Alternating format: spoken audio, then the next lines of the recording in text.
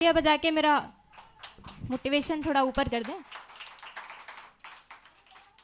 कि एक कविता से पहले एक शेर मैं कहना चाहूँगी कि जुगनू सी चमक कोई महताब नहीं देता। जो नए लोग हैं उनको बताऊंगी कि महताब का मतलब होता है चंद्रमा और आफताब का मतलब होता है सूरज। तो सुनिएगा कि जुगनू सी चमक कोई महताब नहीं देता, चरागों सा सुकून कोई आफताब नहीं देता।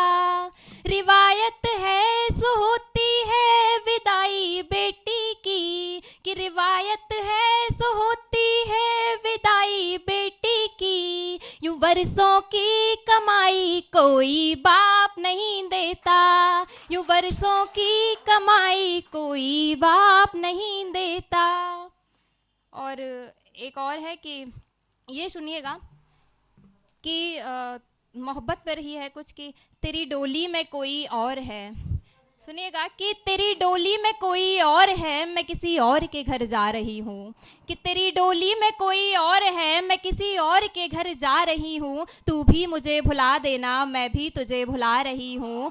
यहाँ मजहबों की चौखटों ने छीन ली है कुर्बतें, कि यहाँ मजहबों की चौखटों ने छीन ली है कुर्बतें। वहाँ शमशान सबका एक है, तुझसे मिलने वहीं आ रही हूँ। वहाँ शमशान सबका एक है, तुझसे मिलने वहीं आ रही हूँ।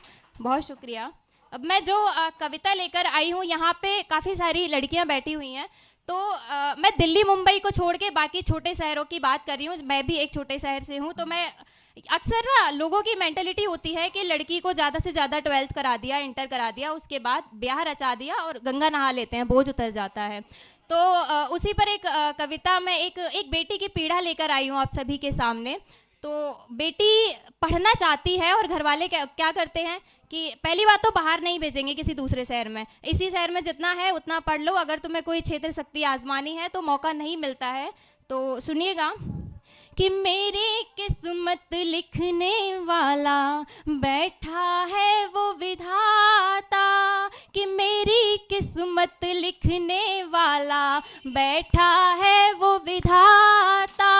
मुझको तुम तो बोझ न समझो, मुझको तुम तो बोझ न समझो, बापू ओ मेरी माता। मेरी किस्मत लिखने वाला बैठा है वो विधाता। पढ़ना लिखना जो मैं चाहूँ, पढ़ना लिखना जो मैं चाहूँ, चाहूँ कुछ मैं बनना। पढ़ना लिखना जो मैं चाहूँ, चाहूँ कुछ मैं बनना। उससे पहले ब्याह रचा मेरा बोझ उतारा जाता। मेरी किस्मत लिखने वाला बैठा है वो विधाता। और बेटी, मैंने बताया ना कि बेटी को पढ़ने के लिए 200 किलोमीटर दूर नहीं भेजेंगे, शादी करके 2000-20,000 किलोमीटर दूर भी भेज देते हैं।